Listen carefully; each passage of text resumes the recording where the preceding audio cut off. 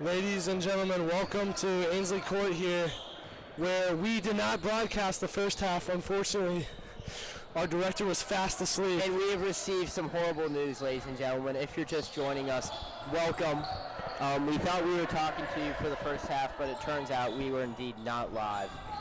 But we are here for the second half. Score is 26 Episcopal, 22 Bullis, and the Maroon are looking great out there. Some highlight moments from the first half. Definitely the O'Neal and one. I mean, it would be great if you guys knew what we were talking about, but unfortunately we don't have the film. And wow, that was a tough take. I'll tell you, number one, that was a good take. He's been doing that all game. You guys wouldn't know, though. Over to Will Versaghi.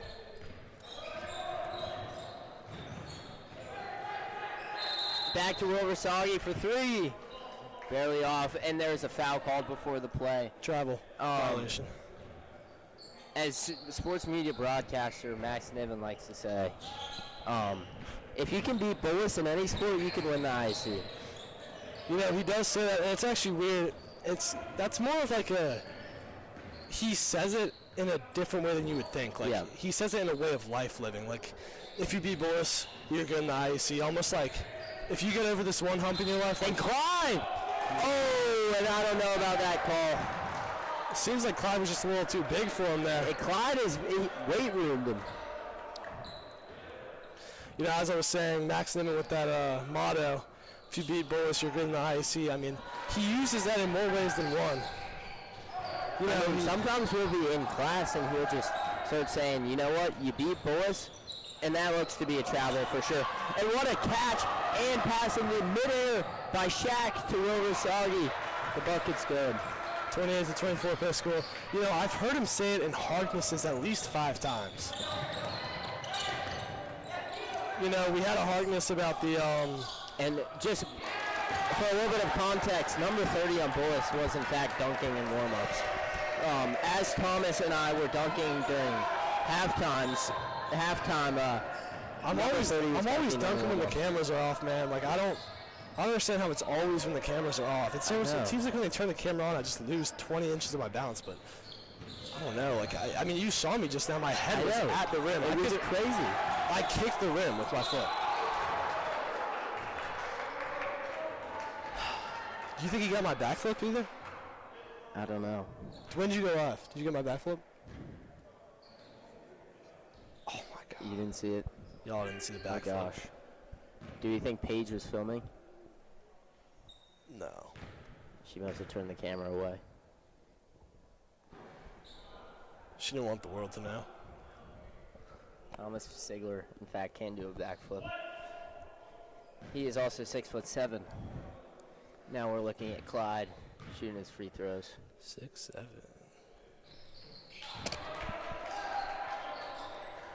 And hum-diddly-dee, that was a good free throw by Clyde. Hum-diddly-dee it was. And Episcopal gets the turnover. Sorry, Episcopal does not get the turnover. They just knock it out of bounds.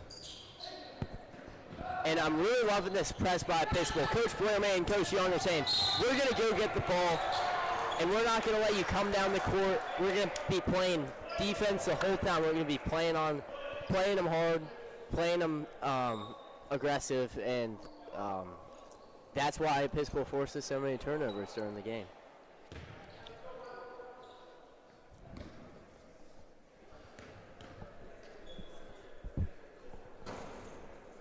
And the free throw is good.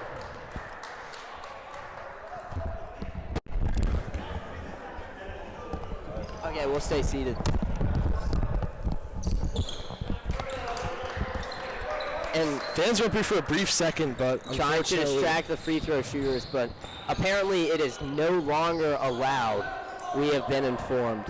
It must be a new IAC rule. It must be a new IAC rule against free throw distraction. You know, but if these kids are going on to play at the college level, I think they need to be, or if any of them plan to, I'm not sure, you know, it's obviously very hard to play college basketball, but if any of these kids want to go on and play, I think it's good to learn how to be prepared for free throw defense. Well, it's definitely struggling with this Episcopal press, but Episcopal struggling even more to keep their hands off of Bullis. Another foul.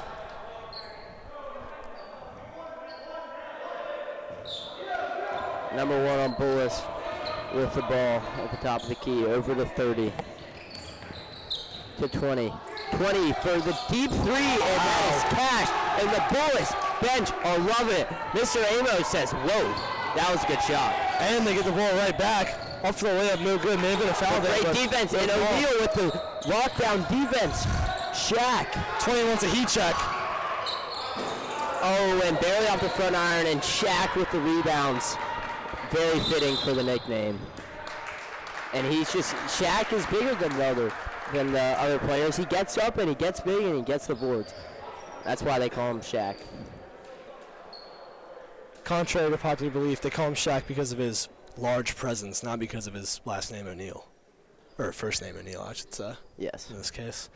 So Bullis knocks down a huge 3 to take the lead and actually extend the lead by 2. The score now 31-29 Bullis here in this third quarter. You got to wonder what Coach Young's saying to them. Coach Blair May as well. I think he's saying, we've been doing our thing all game. Let's stay calm, stay composed, and let's not try and force anything. This is interesting because it's a tie game with almost 5 minutes left in the quarter, and yet both teams are running a full court press. So both teams are probably bound to get tired, and it's just what team can stay calmer under that pressure. And I think that's what it'll come down to. Couldn't have said that better myself. As O'Neal takes it to the rack. Shaq to the rack, I should say.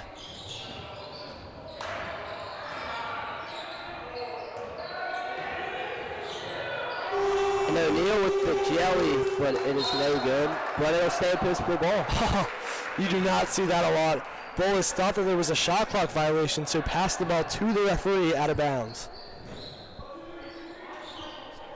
Shaq a fool. What a gritty rebound from Versailles. And Clyde will unfortunately get it stripped out of his hands, and it rolls off his toes for the Bullis possession. It goes from the head to his hands to his shoulders, knees to the toes. Starts on your toes. And that's basically how the ball. Your nose. And that's kind of what happened on the last play. It seemed to kind of hit off Clyde's head. He caught it and then kind of went down to his toes and out of bounds. Maybe a little bit of a shock, a little bit of a, mini concussion almost when he caught that ball. A little bit of a flash of light he saw probably. And as O'Neal and Grant check out of the game. Law Prods, yes. In the first half we were talking about Law Prod's nickname. Grant Lawton is a very talented filmer, mainly films lacrosse, and his Instagram account is called Law Prods. So I frequently call him Law Prods. Not to be confused with viral TikTok sensation Mouse Prod. Both make edits, though, and both edits are pretty fire. Shout out to Mouse Prod, whoever that is. Yes, Mouse Prod is actually a classic. Gosh, those snowy football edits. Am I thinking of the right person? You're thinking of Ding Prods. Mouse Prod is that Episcopal account with Noble going, give it up for Chapel Hill. Let's give it up. Oh yes. Oh yeah, I was confused. But yeah, Sting Prod. Mouse Prod's even better. And I actually filmed that video with Noble. Does that mean you're a Mouse Prod? I guess it does. Can I have the login? I don't have it. Ladies and gentlemen, you heard it here first. The long-solved Episcopal unsolved mystery. The long unsolved Episcopal mystery. Who is Mouse Prod? Just leaked live on air on this live stream. People from the future, this is the moment you were looking for when you searched up this broadcast. Mouse Prod exposed to be Brunson Wickham. No, Brunson Wickham is simply asking for the Mouse Prod login. So hopefully it'll be me in a little bit, because it is a hilarious account. Big fan of the Mouse Prods account. As the ball is inbounded to Gus. And Thomas actually recently created an Instagram account. A fan page of sorts for Episcopal boys varsity basketball team. Was that you, Thomas? No, I actually want to take a moment to talk about this when we get the chance. That account is not me. I don't appreciate the framing and the countless rumors that have been going around surrounding my name in this account. It's honestly getting a little bit out of hand. You know, I was in, I believe it was Miss Huntley's room, Dr. Rose's room maybe the other night, during study hall, Townsend study hall, and on the board was written my Instagram handle and then is Episcopal Boy Hoops fan page. And it's becoming hard to deal with. You know, it's bearing down on me in my everyday life. Everyone's always asking me, do you run this account? Is this you? We know it's you, and it's just getting tiring. Well, this is my official statement. I do not run it. Okay. Well, it's just a very funny account, and you're a funny guy, so I thought it could be you. And Grassley for 3. But it's basically just after Episcopal basketball wins games, they make edits of the players dancing in the locker room and stuff like that, and it's a pretty funny account. I will say I did have a conversation online with whoever runs the account. As number one, it's a huge three. He gets Bullis right back into this game. It's 34-34, tied right here in this third quarter, but I had a conversation with the fan page. And Rico with the rip through to his left, and that is fundamental basketball as he turns back and throws across court. Doesn't get any better than that to Versaghi. Versaghi to Clyde, and it is good. That is about as good as basketball can get. That was probably the prettiest ball movement I've seen on any team today. Cross court multiple times, finds the open man. And as not much more you could ask for. And as the defense chants erupt from the Episcopal bench, and the parents are getting into it also.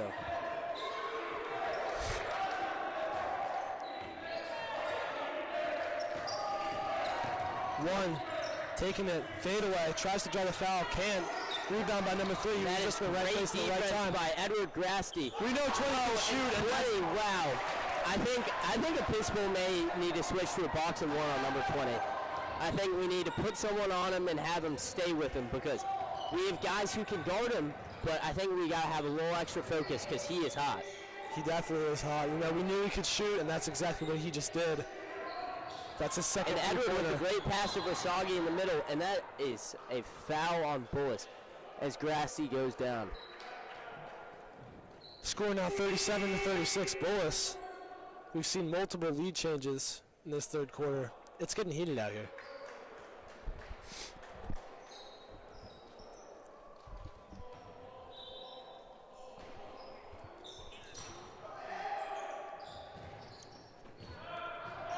Riker Slack sizing up his defender, passes it away to Gus Taylor. Taylor getting inside, throws up a layup. It's a little off. Not enough English there. Riker Slack picks up the ball at half court. Playing good defense, gets sealed off by a screen. Clyde gets called for another foul. He's getting a little bit of trouble here, I believe. Yes, Clyde has got to stay out of foul trouble. He is a very important part to this Episcopal team. He has got a sweet post move, a smooth jumper, and is great on defense. So we're really hoping Clyde stays out of foul trouble. As Quinn comes into the game, another big man who is huge for the Maroon. Quinn is a great player, both on the offensive and defensive side as well. As we watch him with the great defense, and then forces a turnover. And what a way to come into the game and make an impact by Quinn, number 21. He's one of those players that you just don't see that much anymore. He's pretty much 100% built on heart. And that's a player I love to see. He is, and he has got a lot of heart. And Quinn is just such a great guy on and off the court, and you just love to see how much passion he plays the game of basketball with, and it's clearly evident. As he spins off the screen, as Grant drives in the middle and is back out to Shaq. Shaq with the great crossover, kick out to Riker. Riker for 3! No good, just a little off. And Shaq with the behind the back pass off the Bullis defender. That was flashy. That was. And that was like the Colorado flashiness that we were talking about. You know, he may be flashy, but everything he does has a purpose. Don't be fooled. What a pass over to Edward. Edward with the Euro, and he's fouled. Are they roommates?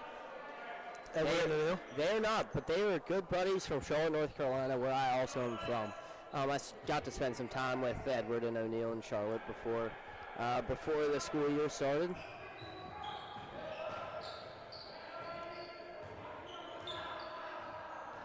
O'Neal sizing up his defender, decides to pass it off to Law Prods. And this is where you like to see Riker just take a shot.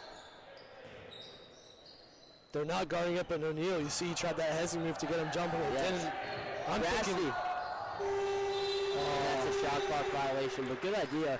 And that kind of just speaks to the unselfishness of the Episcopal squad. They're always looking to make the extra pass. And that time they just made it one pass too many. Defense. What defense? And that's a tie-up. Stay Bullis ball. 3 seconds left in this third quarter. They'll turn the shot clock off. 37-36 Bullis.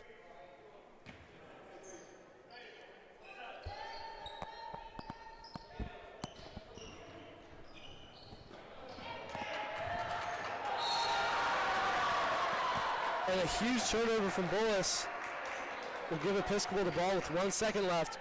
Who is this ball going to here? I think it's going to Quinn in the post. They look for O'Neal. He'll put it up. No good. And I like the idea there. An athletic play by O'Neal and Quinn there, but ball just went a little bit too high in the air, and there was a little too little time on the clock.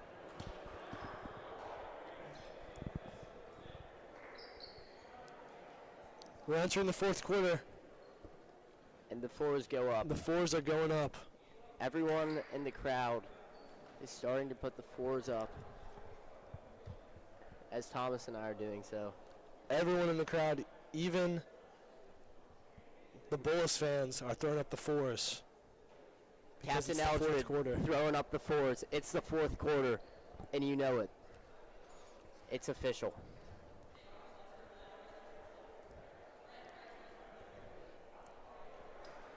What do you want to see in this fourth quarter here from Episcopal? You know, Episcopal's down by 1, and I think a game like this just comes down to heart. And that's Episcopal has no shortage of. And Episcopal's got to stay in that full court press, force turnovers, and then when Bullis is pressing them, they just got to stay calm, keep their dribble. You know, don't just waste your dribble and pick it up and then be stuck.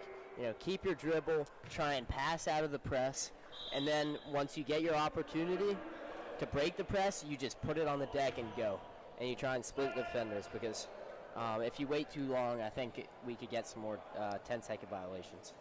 Definitely. From your side, what are we thinking for this final quarter, Thomas? You know, both teams have 8 minutes to prove who's better, so I'm assuming we're going to see nothing short of playing hard as the hard bounce pass goes into O'Neal, and we seem to have an injured player after the Clyde putback. Oh, and you hate to see this. As I was saying about the fourth quarter, though, I'm looking for both teams to tone down the turnovers, maybe bring the speed down a little bit. You know, basketball isn't a game where you have to reach a certain score. You just have to beat out your opponent. So yes. If you're able to hold that ball for a while, you know, and I'm a UVA Cavaliers fan, so I'm used to this style of basketball. But, you know, it's big to use the shot clock and score your points, because that gets annoying at a certain point when you're the opponent. You know, if your opponent's using the shot clock, the entire shot clock, and then getting off a pesky little three, they just wasted 30 seconds of the game. Yeah. And they up the score on you. Yeah. And that is really hard to deal with, and that's what makes Tony Bennett such a great coach. And I see a lot of Tony Bennett and Coach Blair May. I really do. I'll miss him, man. Now, who's UVA's coach now? I honestly couldn't tell you. I haven't watched any games this season. We are terrible. And as a North Carolina Tar Heels fan, we are not having the best season either. You know, it's just, what's going on with ACC basketball? I don't know. You know, I like to see the ACC do well, except for one team. Duke. And that's Duke. I think University. we can agree on that. Yes, for sure. And what a bucket by Versailles. Humdiddly-dee! Humdiddly-dee, Versailles. Number one takes it in. Tries to put a little anguish on it, but can't. O'Neal looking for the outlet. And what an athletic play by Versailles. as O'Neal looks to push it up the court, and it's stolen by 20. Ooh, and he's stopping a pull-up 3 from 20 there. That's a good, smart foul. Good foul there from La Prade. Smart basketball play. You'd love to see that. And I'm wondering who's gonna slow down the pace first. It seems like they're both racing to score a bucket. Yes. I mean, if I'm Episcopal, I'm wanting to slow the clock down. You know, I'm in the lead. And you know, it appears that Episcopal has put Grant on number 20 to try and slow down. And wow, that's 2 hits to 3 for Bullis. 2 will tie it up with a 3-pointer. It looks that Coach Blair May has put Grant on number 20 for Bullis just to shut him down and take him out of the game, and I agree. 100%. Ooh, and it's good. The shot is good by number 4, Gus, on Episcopal. Number 30 from mid-range, knocks it down. It's a back-and-forth battle right now.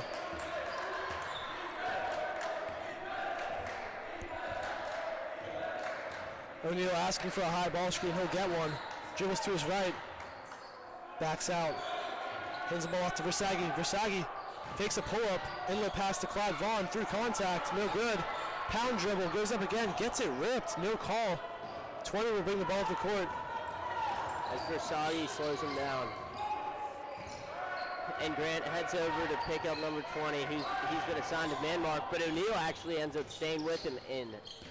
20 gets nothing. Great defense by Episcopal. Way to stay disciplined. It's number 2 is working towards that post, but passing out number 15. Picking up the screen, goes inside for number 2. Working on Lawton here. That's a big mistake. And that is just great defense by Lawton. And you can tell that he is a lockdown defender on the lacrosse field, which I have the pleasure of playing lacrosse with La Prade. And that defense just clearly translates to the basketball court. It seems like Episcopal is being charged for a timeout that they didn't call. What is going on? And was that a technical or a flagrant foul of sorts? Maybe. I think there was a technical on Coach Blair May for maybe calling a timeout when they couldn't call one. You know, you can't call a timeout when the ball's in midair. And of course, that's how Michigan lost the national championship with the Fab Five. Who called that timeout again? And as Bullis goes 0 for 2 from the line. I'm not sure who exactly called that timeout. I remember him being a very successful player there. Yeah, he ended up having a great pro career. It's really bothering me that I can't remember. Anywho, Bullis with inbound. Over to 15 on Bullis, who does the in and out crossover. Another crossover to number 2. 2 to 30. 30 looks, going against Clyde, and what defense by Grant. And that will be a Episcopal ball. Well done. Chris Webber. That's it.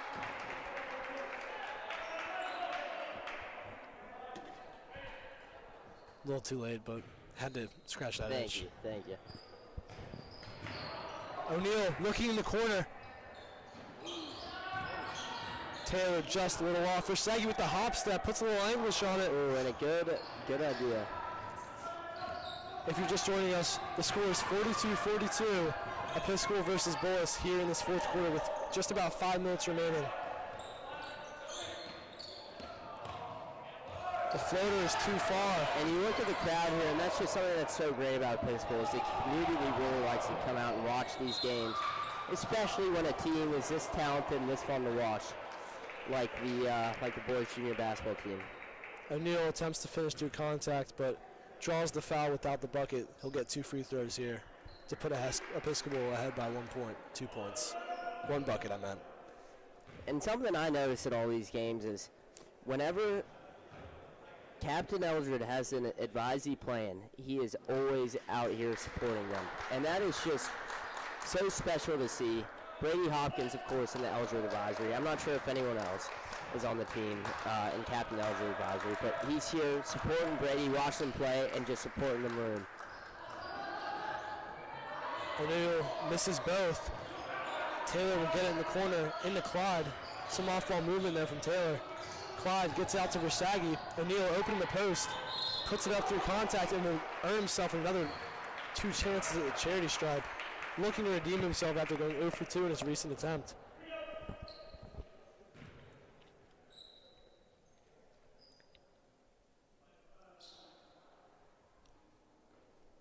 You see him practicing his form there. He doesn't want to miss these. Let's see if it pays off. First one's up. Just off the front iron. Maybe we'll see him get more in his legs on this one.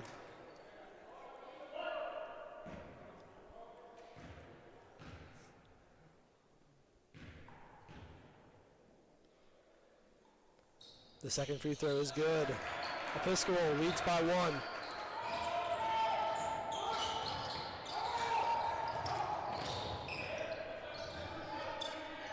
Number 2 surveying the perimeter. Hands it off to 20. To 30. Off the hand of Clyde Vaughn.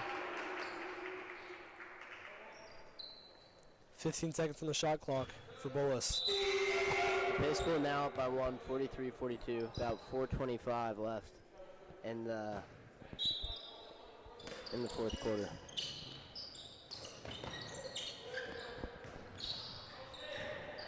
And number 20 for 3. No good. I'm an Episcopal fan, of course, but I wanted that to go in because it's just special to watch greatness. It's like watching Patrick Mahomes. You don't really want the three-peat, but there's something cool about watching. O'Neal with the pump fake, puts up the 3. I know what you mean by appreciating greatness even when it's the enemy. Yes. As a Steelers fan, Tom Brady beat us countless times. Yes. But I can appreciate that he's the greatest quarterback of all time.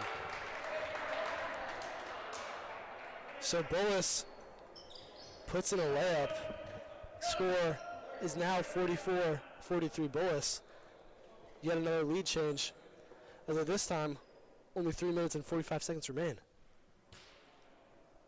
It's getting scary, Brunson. I mean, I'm on the edge of my seat, that's for sure. What do we think Coach Blair May is saying to his guys in the huddle? I mean, he's definitely hyping them up. I mean, I think he's telling them to take pride in their defense and be smart on offense. And as Episcopal breaks it down, they're ready. O'Neal seems frustrated as he sits down on the bench. What are some players to watch for in these last 3:47 for the Maroon? Definitely look at Clyde Vaughn to get in there and get some boards. Hopefully he doesn't get into too much foul trouble. I'm also looking here at Gus Taylor to distribute the ball, particularly to his 2 guard, Edward Grazzi, although he might be playing the 3 in this set, perhaps even the 4.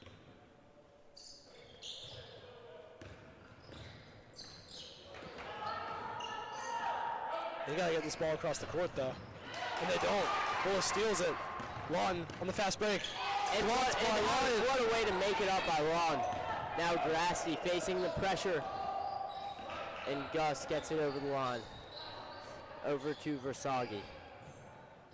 To Grant. To Gus. Timeout, Episcopal. I think Coach Blair May just wants O'Neal in there as soon as possible. That's why I called that timeout. Or maybe he's drawing up a little play here. And he's reaching for the clipboard, and he's cooking up a play. Where did the marker go? Let's get on that. Come on. And the marker has been found. He is now. The stadium erupts in applause. And you know a factor here is the crowd noise as people start to fill in.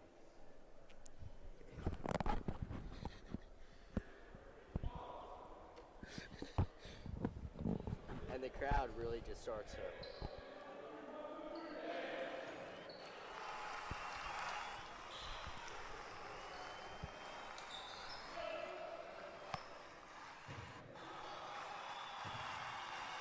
Wow, I think this is the most fans we've ever had at a contest before. The crowd is really starting to play a factor here. Although they actually stay quiet down. O'Neal has the ball at the top of the key. O'Neal over to Clyde. Can he save it? What a save by Clyde, but that is a shot clock violation. Top 5 plays that could have happened. Top 5 could have plays. Yes. In Episcopal basketball history. That could probably go on like a Ding Productions video. I don't doubt it. Number 1's been shifty all day, guarded by number 5, Edward Grazzi. They'll switch off. Now guarded by Taylor. Number 1, now guarded by O'Neal. Episcopal very fluid on defense currently. Behind the back he goes. Oh, and he tries to spin. And 30 is no good, but Clyde and Clyde with the rebound. Steady Eddie. Clyde the Glide Vaughn. Episcopal still down by 1 as Taylor. And Gus drives in.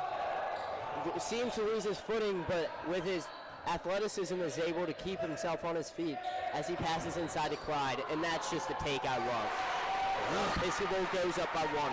45-44 Episcopal. And the crowd starts to get into it. They start to get loud. You hear the defense chants erupt. Number 1, guarded by Grazzi. Makes a move inside, stolen by Grazzi. What a play by Edward. To Avery.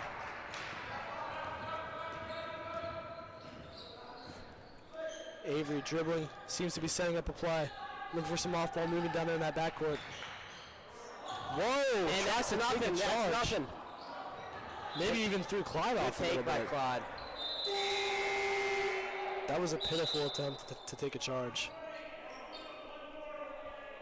And a sideline warning goes to Bullis, I believe. I think that is what just happened.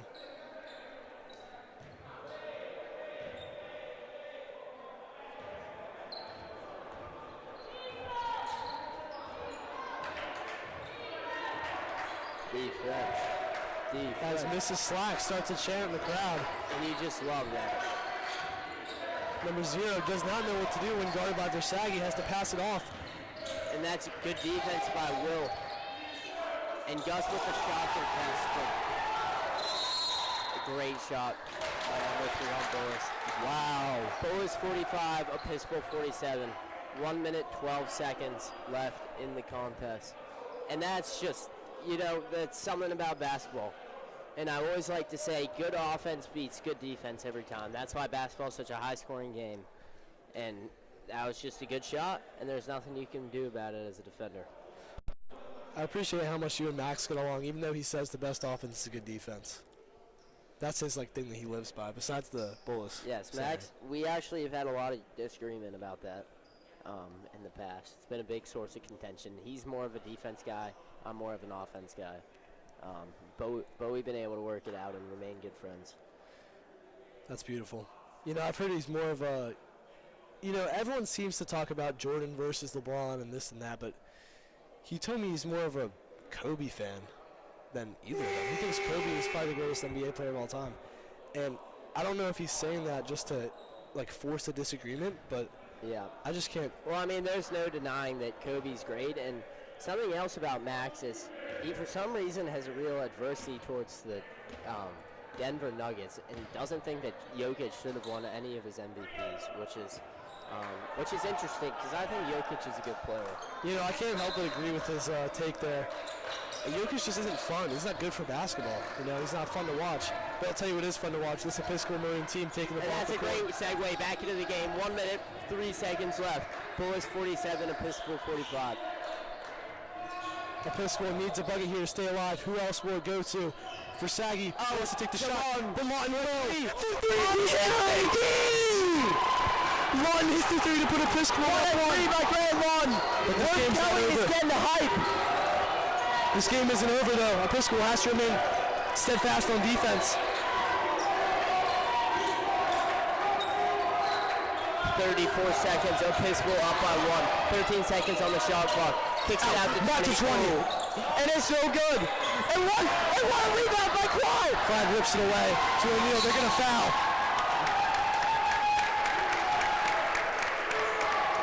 And wow, that's just textbook by the Episcopal Maroon.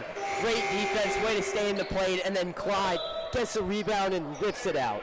They'll give Lawton a rest after the potentially game-sealing three-pointer. I don't want to. We don't want to jinx anything. They're gonna foul Grazzi. The Bullis coach is arguing for a no foul call, but it seems pretty obvious that was indeed a foul. I'm confused if he wants them to foul or not. Yeah, because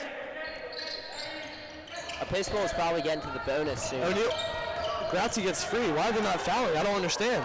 I think they were trying to trap him on the other side, and now they go ahead and foul. I like the idea by Bullis, but Episcopal just calm under pressure, and they're able to get out of the situation. And that's, again, textbook. You know, the dangerous thing here is Episcopal needs to hit both of these free throws to make it only a tieable game. Yes. They cannot seal the win here. And that's a great observation. Oh, that is brutal to see. In and out. We know that Bullis has a sharpshooter, number 20. Look for him in the watermelon color reverse Grinches. He is in the game. As Grazzi misses the other one. Episcopal 48, Bullis 47, 9, 8 seconds left on the clock. Timeout, Bullis. And you know, those are two good shots by Edward, and that's just in and out. That's unlucky. Who's this on the camera over here? Director, can we fix that, please? It appears Burnham DeBose has come over and started working on the camera. So, you know, we trust Burnham, but he is not technically in the sports media program. So this is a big part of the game right here. If we're having any technical difficulties, that's what we can chalk it up to. But let's make sure we get the sports media directors on the camera so we can get a good angle for the end of this spirited affair.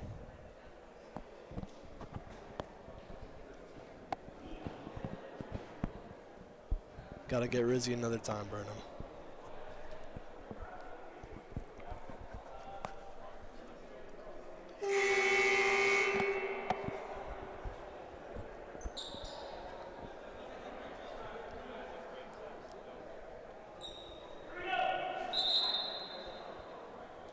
The tension in the gym is palpable,